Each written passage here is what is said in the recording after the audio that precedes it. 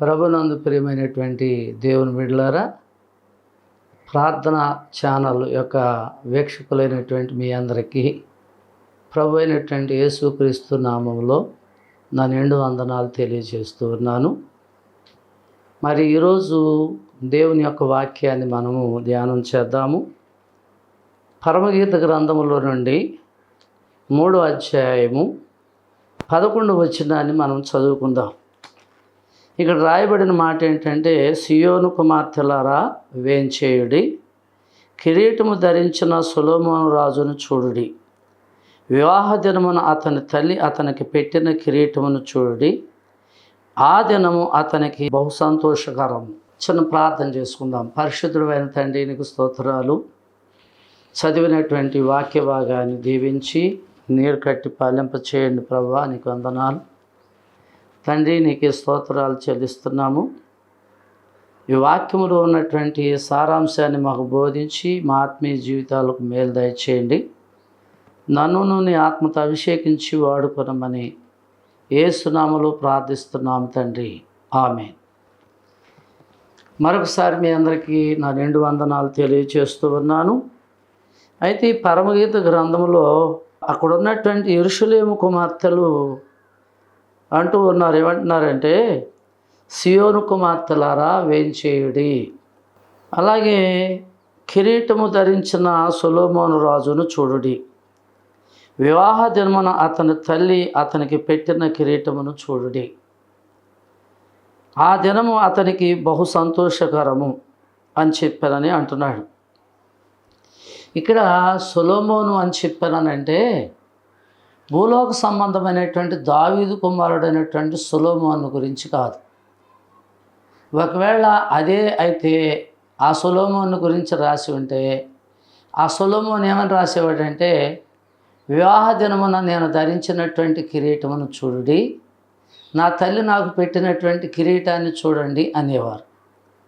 కానీ సొలొమోను అక్కడ అలా రాయలేదు. కానీ అక్కడ సియోను కుమార్తెలారా వేంచేయుడి, కిరీటము ధరించినటువంటి సొలొమోను రాజును చూడుడి. ఇక్కడ పరలోక సంబంధమైనటువంటి సొలొమోను ప్రభు అయినటువంటి యేసుక్రీస్తు వారు. పరమ సొలొమోను యేసుక్రీస్తు ప్రభువారు, భూలోక సొలొమోను దావీదు కుమారుడైనటువంటి సొలొమోను. ఈ సొలొమోను జ్ఞానము కలిగినటువంటి వాడు. అతడు దేవుని కొరకు సర్వాంగ సుందరమైనటువంటి ఒక మందిరాన్ని కట్టించినప్పుడు దేవుడు ప్రత్యక్షమయ్యి నీకేం కావాలి అని కోరుకోమన్నప్పుడు సొలొమోను అన్నాడు, ఈ ప్రజలను పాలించుటకు నాకు జ్ఞానము చాలదు గనక నాకు వివేకము కలిగినటువంటి జ్ఞానాన్ని దయచేయమని అడిగినప్పుడు ఆ సొలొమోనుకి దేవుడు జ్ఞానం ఇచ్చాడు. ఆ జ్ఞానంతోనే సొలొమోను 3 గ్రంథాలు రాశాడు. మొదటిది సామెతల గ్రంథము, రెండవది పరమగీత గ్రంథము, మూడవది ప్రసంగి గ్రంథము. ఈ 3 గ్రంథాలలో పరమగీత గ్రంథం అనేటటువంటిది పాత నిబంధన గ్రంథంలో నిక్షిప్తమైనటువంటి 2వ రాకడను గురించి రాయబడినటువంటి సంగతులు. అంటే సంఘము భూలోకంలో ప్రభు అయిన యేసుక్రీస్తు వారి యొక్క రాకడ కొరకు ఎలా కనిపెట్టుకుని ఉండాలి, పరలోకంలో నుండి వచ్చేటటువంటి ప్రభు ఎలా రాబోతూ ఉన్నాడు అనే విషయాన్ని గురించి రాస్తూ ఇక్కడ ఏమని చెప్తున్నాడు అని చెప్పానంటే, కిరీటము ధరించినటువంటి సొలొమోను రాజును చూడుడి. వివాహ దినమున అతని తల్లి అతనికి పెట్టినటువంటి కిరీటమును చూడుడి. ఆ దినము బహు సంతోషకరము అని చెప్పానని అంటున్నాడు. ఈ పరమ సొలొమోను అయినటువంటి యేసుక్రీస్తు ప్రభువారు ఆయన పరలోకములో పెండ్లి కుమార్తె కొరకు రాబోతూ ఉన్నాడు. మొదటి రాకడలోనేమో ఆయన మనిషి కుమారుడిగా భూలోకానికి వచ్చాడు. 33.5 సంవత్సరాలు జీవించాడు. ఆయన చివరలో ఆయన సిలువలో రక్తం కార్చి ప్రాణం పెట్టి వెళ్ళాడు. అలాగే 2వ రాకడలో ఆయన భూమి మీదకు రాడు. కానీ ఆయన ఆకాశ మండలమునకు అని రాసింది, కానీ మధ్యాకాశం అని లేదు. కానీ భక్తులైనటువంటి వారు ప్రభు మధ్యాకాశానికి వస్తాడు అని చెప్తున్నారు. దానిని నేను కూడా విశ్వసిస్తున్నాను. అయితే సంఘము కోసం ఆయన భూమి మీదకు రాడు, కానీ సంఘమునే ఆయన ఎదుకు ఆకర్షించుకుంటాడు. మధ్యాకాశానికి ఆకర్షించుకొని అక్కడ 7 సంవత్సరాలు పరిశుద్ధులకు ప్రభు విందు చేస్తాడు. అయితే ఈ సందర్భంలో యేసుక్రీస్తు ప్రభు వారు పెట్టుకున్నటువంటి కిరీటాన్ని గురించి చెప్తున్నాడు. ఆయన భూలోకములోనికి వచ్చినప్పుడు ఆయన ఎక్కడా కూడా ఏ కిరీటాన్ని ధరించలేదు. కానీ ఆయన భూలోకంలో ఉన్నప్పుడు శ్రమలకు అప్పగించబడినప్పుడు ఆయనకు తల మీద ఒక సైనికుడు ముళ్ళ కిరీటం తీసుకొని వచ్చి పెట్టాడు. ఆయన ముళ్ళ కిరీటాన్ని మన కొరకు ధరించాడు. అయితే ఇక్కడ ఏమంటాడంటే, కిరీటము ధరించినటువంటి సొలొమోను రాజును చూడుడి. తర్వాత మాట చూస్తే అతనికి పెట్టిన కిరీటమును చూడండి, అతని తల్లి అతనికి పెట్టిన కిరీటమును చూడండి. ఈరోజు మీతో నేను మాట్లాడేటటువంటి ఉద్దేశం ఏంటంటే, కిరీటాల గురించి చెబుదాము అని చెప్పానని అనుకొని నేను మీకు ఈ వాక్యాన్ని బోధిస్తూ ఉన్నాను. దయచేసి మనము దేవుని వాక్యములో తిమోతికి రాసినటువంటి పత్రికలో భక్త పౌలు రాస్తూ ఉన్నాడు. ఏమని రాస్తున్నాడు ఆ మాట మనం చదువుదాము. 2 తిమోతి 4వ అధ్యాయము 5వ వచనం నుంచి చదివితే, అయితే నీవు అన్ని విషయములలో మితముగా ఉండము, శ్రమపడుము, సువార్తికుని పని చేయము. తిమోతితో చెప్తున్నాడు, ఆత్మీయ కుమారుడైనటువంటి తిమోతితో చెప్తున్నాడు, నువ్వు అన్ని విషయములలో మితముగా ఉండము, శ్రమపడుము, దేవుని సువార్త నిమిత్తము, సువార్తికుని పని చేయము, నీ పరిచర్యను సంపూర్ణముగా జరిగించుము అని అంటాడు. తనను గురించి చెప్తూ, నేను ఇప్పుడే పానార్పణముగా పోయబడుచు ఉన్నాను. పానము అనగా నీరు, నీళ్ల వలె నేను పోయబడుచు ఉన్నాను అని చెప్పానని అంటున్నాడు. తర్వాత మంచి పోరాటం పోరాడి తిని, నా పరుగును కడముట్టించి తిని, నా విశ్వాసమును కాపాడుకుంటుని, ఇక మీదట నా కొరకు నీతి కిరీటం ఉంచబడింది. భక్త పౌలు తిమోతికి చెప్పినటువంటి మాటలు మనం చూస్తే అంటాడు, అన్ని విషయములలో కూడా మితముగా ఉండము, అధికంగా ఆశపడవద్దు, దేవుని స్వార్థ పరిచర్య చేసే విషయంలో శ్రమపడు, స్వార్థ ప్రకటించు అని చెప్తూ నీ పరిచర్యను సంపూర్ణముగా జరిగించు. తర్వాత ఇంకొక మాట ఏమన్నాడంటే, నేను వెడలిపోయేటటువంటి కాలం సమీపించింది. మరణానికి ముందు అపోస్తలుడైనటువంటి పౌలు యెరూషలేములోనికి వెళుతూ ఉన్నప్పుడు, నేను మరలా తిరిగి వస్తానో రానో, కాబట్టి నేను ఉన్నప్పుడు ఎలాగైతే మీరు నడుచుకున్నారు దేవునిలో, అలాగే నేను లేనప్పుడు కూడా నడుచుకోండి అని చెప్పి వెళుతూ ఉన్నప్పుడు తిమోతికి కూడా ఈ మాట చెప్పాడు. ఏం చెప్పాడు అని చెప్పానంటే, మంచి పోరాటము పోరాడి తిని, ఆ తర్వాత నా పరుగుని కడముట్టించి తిని. ఒకటి పోరాటం అంటాడు, రెండవది పరుగు అని చెప్పానని అంటాడు. దేవుని బిడ్డలారా, మనం కూడా ఈనాటి కాలంలో చూస్తే పరుగు పందెంలోనే ఉన్నాం. ఎవరితో మనం పరుగు పందెం అని చెప్పారనంటే, సాతానుతో పరుగు పందెం. రెండవది పోరాటంలో ఉన్నాము. ఎఫెసీ పత్రికలు అంటాడు, ఏలైనగా మనం పోరాడున్నది శరీరులతో కాదు, అధికారులతోనూ ప్రధానులతోనూ ప్రస్తుత అంధకార సంబంధుల లోకనాథులతోనూ ఆకాశ మండలం అందున్నటువంటి దురాత్మల సమూహంతో మనం పోరాడుతున్నాము అని కూడా సెలవిచ్చారు. అయితే పందెంలో పరిగెత్తేటటువంటి వాడు ఏం చేయాలి అని చెప్పారనంటే, అతడు బాగా తినాలి, బలం పొందాలి. ఎప్పుడో 5 సంవత్సరాలకో 3 సంవత్సరాలకో జరిగేటటువంటి ఒలింపిక్ గేమ్స్లో 300 మీటర్లు 200 మీటర్లు పరిగెత్తాలి. పరిగెత్తడానికి చాలా దేశాల నుంచి ఈ యొక్క పరుగు పందెంలో పాల్గొనటానికి వస్తారు. కానీ ఆ పందెపు రంగంలో ఒక్కడే బహుమతి పొందుతాడు. ఆ బహుమతి పొందాలి అని చెప్పానంటే ఊరికే బహుమతి రాదు, కిరీటం రాదు. ఆ కిరీటాన్ని పొందుకోవాలి అని చెప్పానంటే ముందుగా పరిగెత్తాలి. మనతో పాటు ఉన్నటువంటి ఆ తోటి ప్రత్యర్థులతో మనం పరిగెత్తుతూ వాళ్ళకంటే ముందు పరిగెత్తితేనే మనకి కిరీటం దొరుకుతుంది అని కొరింథీ పత్రికలో పౌలు భక్తుడు కూడా రాశాడు. 9వ అధ్యాయం 25వ వచనంలో తర్వాత రెండోది ఏమంటాడంటే పోరాటము. మనం పోరాడున్నది ఒకటి ఆశీర్వాదాలు కావాలి, దీవెనలు కావాలి అనుకుంటే దేవునితో పోరాడాలి.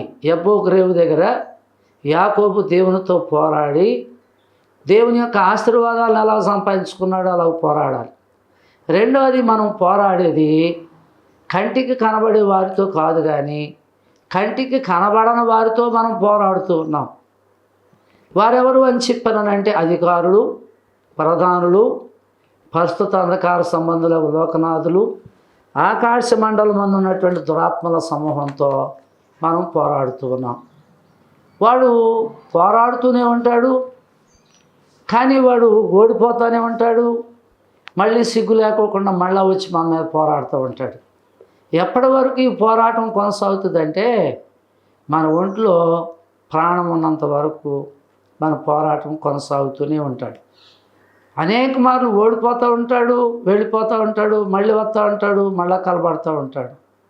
పౌలు భక్తుడు కూడా చివరి వరకు అలాగ పోరాడి అంటాడు, మంచి పోరాటము పోరాడి తిని, నా పరుగును కడముట్టించి తిని, నా విశ్వాసమును కాపాడుకొంటిని, ఇప్పుడు నా కొరకు నీతి కిరీటం ఉంచబడింది అంటాడు. దేవుల్లో ఎవరైతే పోరాడతారో, విశ్వాసులే కావచ్చు, సేవకులే కావచ్చు, ఎవరైనా కావచ్చు, సాతానుతో మనం పోరాడేటప్పుడు ఆ పోరాటంలో ఎవరైతే జయం పొందుతారో, అలాగే ఎవరైతే పరుగు పందెంలో ముందుగా పరిగెత్తుతారో వారికి దేవుడు ఏమిస్తానని చెప్పి అన్నాడంటే నీతి కిరీటాన్ని ఇస్తాను నీకు అని చెప్పని ప్రభు సెలవిస్తున్నాడు. అయితే ఇప్పుడు మనం పరుగు పందెంలో ఉన్నాము, పరిగెత్తుతూ ఉన్నాము. పౌలు అంటాడు, నేను ఊరికే గాలికై పరిగెత్తటం లేదు, కానీ నేను గురి పెట్టుకొని గురి కొరకే నేను పరిగెత్తుతూ ఉన్నాను అని చెప్తూ ఉన్నాడు. గురి చూడకోకుండా నేను పరిగెత్తేటటువంటి వాడను కాను. ఇంకొక మాట ఏంటి అని చెప్పానంటే పోరాడేవాడు నియమ ప్రకారంగా పోరాడాలి. పోరాడుతున్నప్పుడు కూడా మనం ఎవరితో పోరాడుతున్నాం అని చెప్పానంటే దురాత్మల సమూహంతో పోరాడుతూ ఉన్నాం. ఈ పోరాటంలో వాడిని ఓడించి జయం పొందితే మనకు నీతి కిరీటం ఇస్తానని ప్రభు సెలవిస్తూ ఉన్నాడు. అయితే ఇక్కడ నీతి కిరీటం పొందుకోవాలి అని ఎవరైనా అనుకుంటే మనం సాతానుతో పోరాటం చేయవలసిందే. పోరాటం చేయకపోతే, జయం రాకపోతే మనం కిరీటాన్ని పొందుకోలేము. కాబట్టి అందుకని అంటున్నాడు నీతి కిరీటం ఇస్తానంటున్నాడు. మరొక మాటను చదువుదామా? 1 పేతురు రాసిన పత్రిక 5వ అధ్యాయము 3వ వచనాన్ని చదువుకుందాం. మీకు అప్పగింపబడిన వారిపైన ప్రభువులైనట్టుండక మందకు మాదిరులుగా ఉండుడి. దేవుడు ఒక సంఘాన్ని సేవకునికి అప్పగించినప్పుడు సంఘ కాపరి మంది పైన అధికారిగా ఉండకూడదంట. అతడు ఎలా ఉండాలి అని చెప్పానంటే మందకు మాదిరిగా ఉండాలి. యేసుక్రీస్తు ప్రభువారు ఆయన మనకు మాదిరిగా ఉన్నాడు. ఆయన శ్రమలు అనుభవించినప్పుడు కూడా బదులు దూషించలేదు. ఆయన శ్రమను అనుభవించి న్యాయముగా తీర్పు తీర్చేటటువంటి దేవునికి తను తాను అప్పగించుకున్నాడు అని చెప్పి రాయబడింది. అందుకని ఇక్కడ ఏమంటున్నాడు అని చెప్పానంటే మీకు అప్పగింపబడిన వారిపైన ప్రభువులైనట్టుండక అధికారం చేసేవారుగా ఉండక మందకు మాదిరులుగా ఉండుడి. ప్రధాన కాపరి ప్రత్యక్షమైనప్పుడు దావీదు అంటాడు, యెహోవా నా కాపరి, నాకు లేమి కలగదు. పచ్చిక గల చోట్ల ఆయన నన్ను పరుండ చేయుచున్నాడు, శాంతికరమైనటువంటి జలముల యొద్దకు ఆయన నన్ను నడిపిస్తూ ఉన్నాడు అని.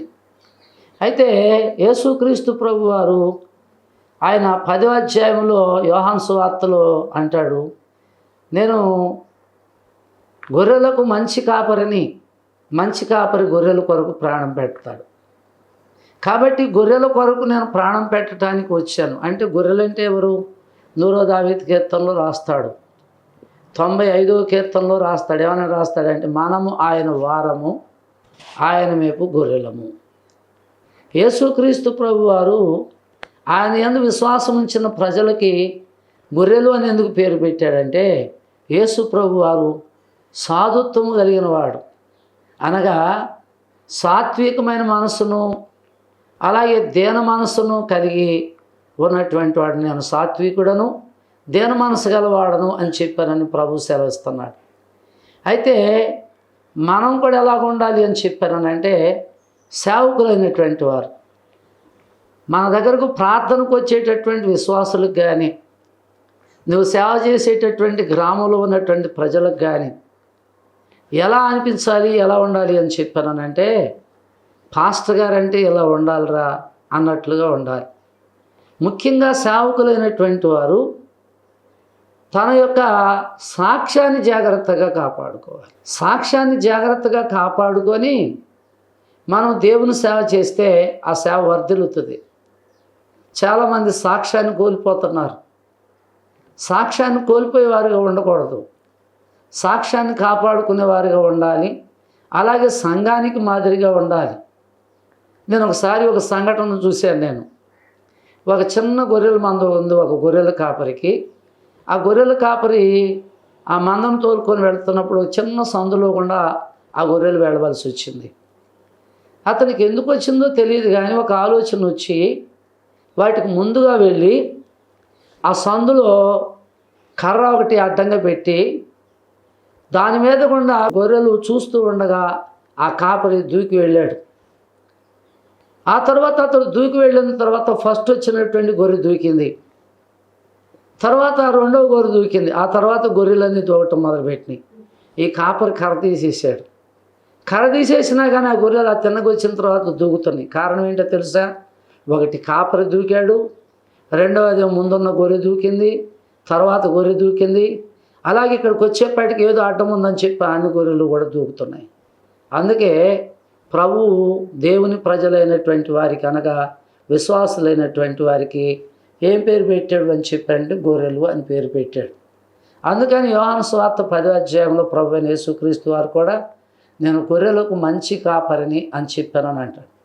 అయితే ఇక్కడ పేతురు పత్రికలు పేతురు భక్తుడు అంటాడు, మీకు అప్పగింపబడిన వారిపైన ప్రభువులైనట్టు ఉండక మందకు మాదిరిగా ఉండుడి. సంఘ విశ్వాసులు మనల్ని చూసి నేర్చుకుంటారు కాబట్టి మనం సంఘానికి మాదిరిగా ఉండాలి. తర్వాత మాట ఏంటి అని చెప్పానంటే ప్రధాన కాపరి ప్రత్యక్షమైనప్పుడు, ఎవరి ప్రధాన కాపరి?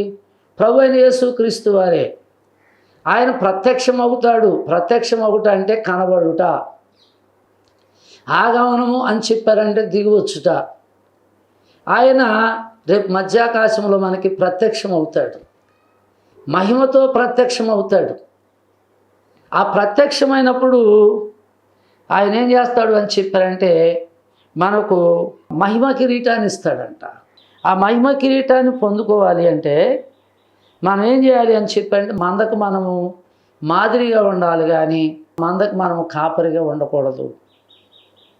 ప్రజలు మనల్ని చూస్తూ ఉంటారు, వారు మనల్ని గమనిస్తూ ఉంటారు, మన మాట తీరు గమనిస్తారు, మన నడవడి గమనిస్తారు, మన జీవితాన్ని గమనిస్తారు. దేవుని బిడ్డలారా గమనించండి. గమనించినప్పుడు మనలో ఏమైనా లోపాలు కనపడినవి అనుకోండి, అప్పుడు వాళ్ళు ఏమంటారంటే ఫలానా పాస్టర్ గారు ఇలాంటి వాడు అంటారు. అక్కడ మన సాక్ష్యాన్ని కోల్పోతాం. కాబట్టి సాక్ష్యాన్ని కోల్పోయేవారుగా మనం ఉండకూడదు, కానీ సాక్ష్యాన్ని కాపాడుకోవాలి. సాక్ష్యాన్ని కాపాడుకునే విషయంలో సేవకులు మాత్రమే కాదు, విశ్వాసులు కూడా వారి సాక్ష్యాన్ని కాపాడుకోవాలి. లోకంలో మనము బైబిల్ గ్రంథాన్ని పట్టుకొని ఇంటి నుండి బయలుదేరి మందిరానికి వెళ్ళేటప్పుడు లోకంలో ఉన్న వారందరూ కూడా చూస్తారు. పరిశుద్ధ గ్రంథాన్ని చేత్తో పట్టుకొని వెళ్తున్నప్పుడు నిజమైనటువంటి క్రైస్తవ విశ్వాసి అంటే ఈమె లేకపోతే ఇతడే అని చెప్పి అనుకునేటట్లుగా ఉండాలి, కానీ అమ్మో విశ్వాస ప్రార్థనకి వెళ్తుందా అన్నట్లుగా ఉండకూడదు. ఆ మాటలోనే తేడా చూసారా? కారణం ఏంటి అని చెప్పారంటే మనలో భక్తి లక్షణాలు కనబడాలి. దైవభక్తికి తగినట్లుగా మనము మలుచుకొని జీవించాలని దేవుని వాక్యం మనకు సెలవిస్తూ ఉన్నది. అయితే ఇక్కడ అంటాడు, ప్రధాన కాపరి ప్రత్యక్షమైనప్పుడు మీరు వాడబారని మహిమ కిరీటాన్ని పొందుకుంటారు. అని చెప్పారని అంటున్నాడు. నేను చెప్పినటువంటి మాటల్లో మొదటి మాట సొలొమోను ధరించినటువంటి కిరీటము. రెండో మాట ఏంటి అని చెప్పారనంటే మంచి పోరాటం పోరాడి తన పరుగును కడముట్టించి విశ్వాసమును కాపాడుకున్నటువంటి వారికి దేవుడిచ్చేటటువంటి కిరీటం ఏంటంటే నీతి కిరీటం. నీతి కిరీటాన్ని ధరించుకొని మనం జీవించాలి. అయితే కిరీటం ధరించుకున్నాము కనబడుతుందా అంటే అది కంటికి కనబడేది కాదు. కానీ తప్పకోకుండా ప్రతి విశ్వాసి తలపైన, ప్రతి సేవకుని తలపైన ఈ కిరీటం ఉన్నదన్న సంగతి మర్చిపోవద్దు. తర్వాత రెండవది అంటున్నాడు జీవ కిరీటము. జీవ కిరీటము అని చెప్పారనంటే ఆ కిరీటము ధరించినటువంటి వారు నిత్యము జీవిస్తారు. బైబిల్ గ్రంథంలో మనం చూస్తే ఒకటి నిత్య జీవము, రెండవది ఏంటి అని చెప్పారనంటే జీవ గ్రంథము, మూడవది ఏంటి అని చెప్పారనంటే మహిమ కిరీటము. అంటే మనం మహిమలోనికి వెళ్ళినప్పుడు, అనగా ప్రభు యొద్దకు వెళ్ళినప్పుడు ప్రభు మన తల మీద కిరీటం పెడతాడు. ఆ కిరీటం పేరేంటి అని చెప్పారనంటే మహిమ కిరీటము. మందకు మాదిరిగా నువ్వు నడుచుకుంటే ఈ కిరీటాన్ని నువ్వు తప్పకుండా పొందుకోగలవు. మందకు మాదిరిగా జీవించుకోకుండా ఇష్టానుసారంగా జీవిస్తే నువ్వు సంపాదించినటువంటి ఆత్మలో చెదిరిపోతాయి, అలాగే నీ సాక్ష్యాన్ని కూడా కోల్పోతావు. ప్రియమైన దేవుని బిడ్డ, అలా జీవించుకోకుండా క్రీస్తు మనకు మాదిరిగా ఉండి తన అడుగుజాడలేదు మనం నడుచుకోవాలని చెప్పారని మనకు ఆయన మాదిరి చూపించి వెళ్ళాడు కనుక ఆయన అడుగుజాడలో మనం నడుచుకుందాము. మరి మూడవ మాట కూడా చదువుదాము. అది ఎక్కడని చెప్పారనంటే ప్రకటన గ్రంథము 2వ అధ్యాయము 10వ వచనం దగ్గర నుంచి మనం చూస్తే అక్కడ కూడా మరి యేసుక్రీస్తు ప్రభువారు స్వర్ణ సంఘాన్ని గురించి చెప్తున్నాడు. స్వర్ణ సంఘము ఎలాంటి సంఘము అంటే ఏ తప్పు కూడా స్వర్ణ సంఘం మీద మోపల ప్రభు. మిగిలిన సంఘాల మీద ఆయన నీ విశ్వాసం నాకు తెలుసు, నీ కష్టం నాకు తెలుసు, నీ శ్రమ నాకు తెలుసు అన్నీ చెప్పుకుంటూ వచ్చాడు. కానీ అయినను మీ మీద తప్పు ఒకటి మోపవలసి ఉన్నది అని చెప్పారని మాట్లాడాడు.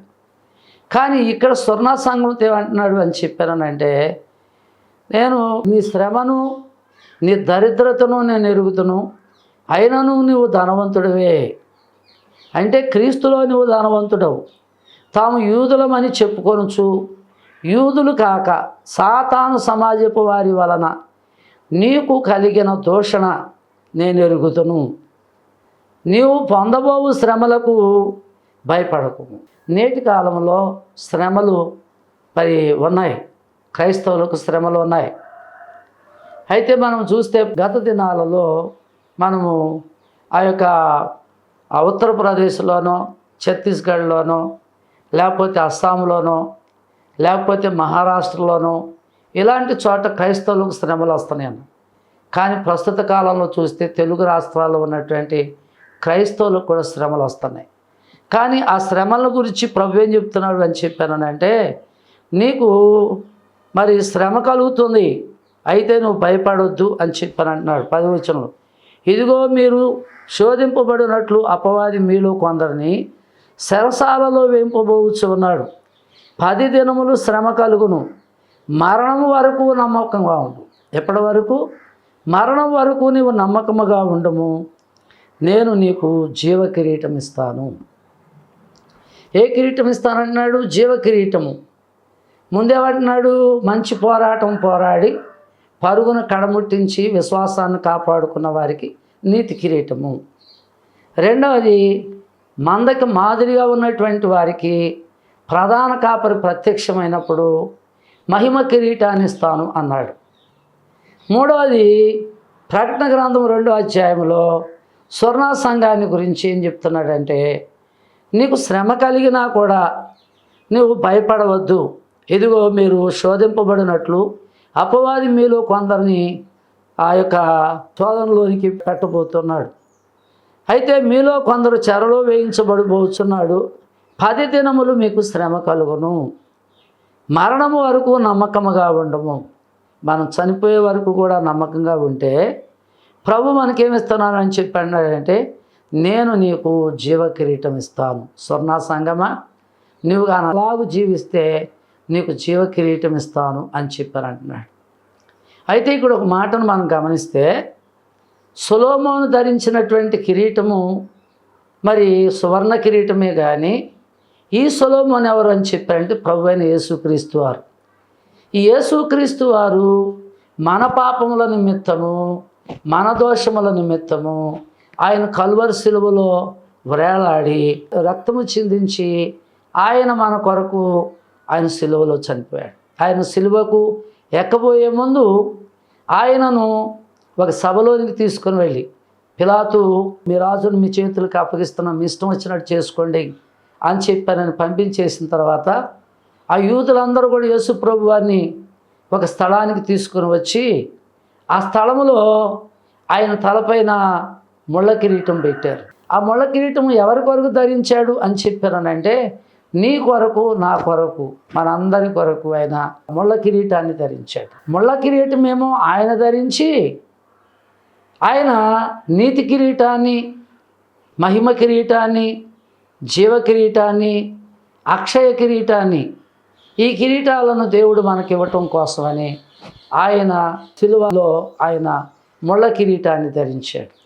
అదే మాటను గురించి పరమగీతంలో రాసినటువంటి మాట ఏంటంటే, కిరీటము ధరించిన సొలొమోనును చూడుడి, వివాహ దినమున అతని తల్లి అతనికి పెట్టినటువంటి కిరీటమును చూడుడి. ఆ కిరీటము తల్లి అనగా ఎవరు అని చెప్పారనంటే యోధా జనాంగము. యోధా జనాంగము తల్లి. అయితే వీళ్ళు యేసు ప్రభు వారిని పట్టుకొని ఆయన సిలువకేసి కొట్టి చంపే ముందు ఆ ముళ్ళ కిరీటాన్ని ధరింపచేశారు. ఆ ముళ్ళ కిరీటాన్ని ధరించి ఆయన మన కొరకు సిలువలో చనిపోయి రక్తం కార్చి ప్రాణం పెట్టాడు కనుక మనకి ఈ కిరీటాలు అనేటటువంటివి దేవుడు అనుగ్రహించాడు. ముళ్ళ కిరీటం ఆయన పొందాడు, ఈ కిరీటాలన్నీ దేవుడు మనకి ఇస్తున్నాడు. మరి ఇక్కడ నేను ముగిస్తాను. దేవుడి కొద్ది మాటలు మనం ఇంటిలో దీవించును గాక. మీ అందరికీ వందనాలు. చిన్న ప్రార్థన. పరిశుద్ధుడైన తండ్రి, నీకు స్తోత్రాలు స్తుతులు చెల్లిస్తూ ఉన్నాం ప్రభువా. విన్న మాటలు నీ బిడ్డల హృదయాలలో భద్రపరచండి నాయన. విని గ్రహించే హృదయమును నీ బిడ్డలకు మీరు దయచేయమని ప్రార్థిస్తున్నాం. వ్యాధిగ్రస్తులు ఎవరైనా బలహీనతతో ఉంటే వారిని ప్రభువా మీరే ముట్టి స్వస్థపరిచి ఆరోగ్యం దయచేయమని, మీరే దీవించమని, ప్రతి కుటుంబాన్ని ఈ వాక్యాన్ని వింటున్న వారందరినీ ఆశీర్వదించమని యేసు నామములో ప్రార్థిస్తున్నాము తండ్రి. ఆమేన్. మీ అందరికీ వందనాలు. దేవుని స్తోత్రం.